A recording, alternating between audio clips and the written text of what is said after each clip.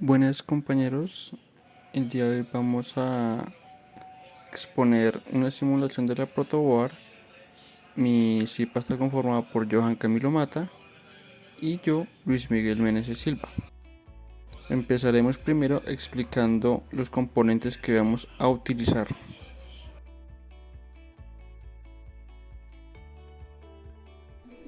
La protoboard. La protoboard nos sirve para poder conectar componentes electrónicos entre ellos sin necesidad de soldarlos, que es comúnmente como se hace en los circuitos integrados.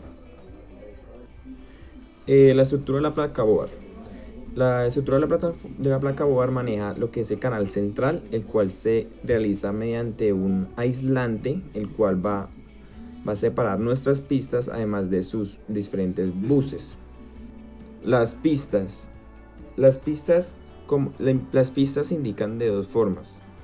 Las filas se representan mediante números y las columnas mediante letras. En estas partes de las pistas no se colocan los componentes electrónicos. Y por último manejamos también lo que son los buses, en donde básicamente se generan las conexiones como tal de la corriente hacia los componentes electrónicos que se ubican en las pistas. Estos normalmente son representados la parte de fase con un color rojo y la parte neutro se encuentra con un color azul, que es la tierra, con un color azul o un color negro. Esto prácticamente sería lo que es el apartado de la estructura de la placa, para tener más o menos una idea sobre el proceso que se va a ejecutar sobre ella.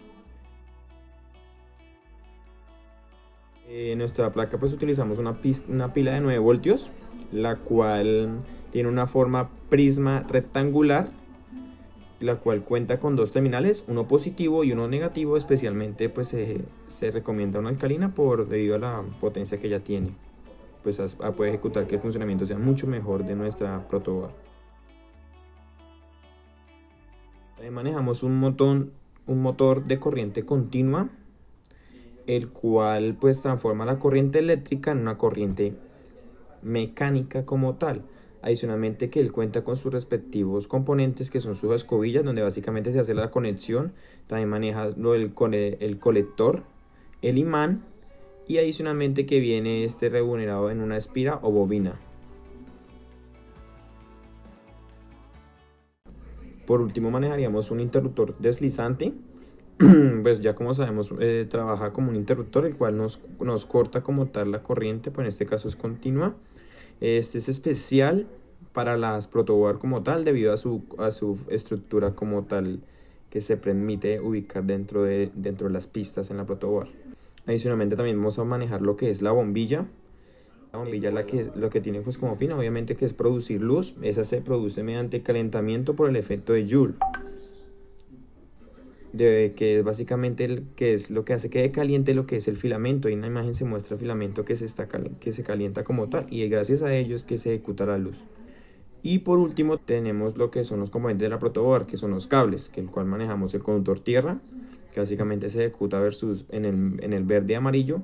Adicionalmente también manejamos el azul, que es el conductor negro, el marrón, negro o gris, que básicamente se maneja el conductor fase.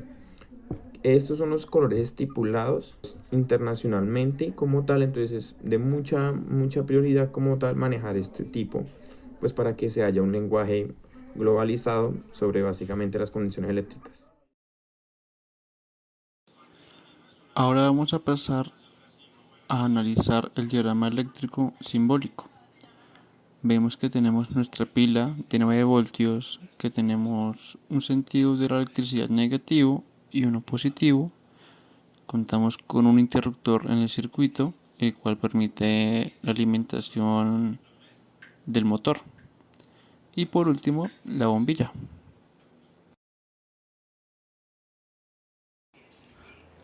Bueno, vamos a proceder a realizar la simulación de la protoboard.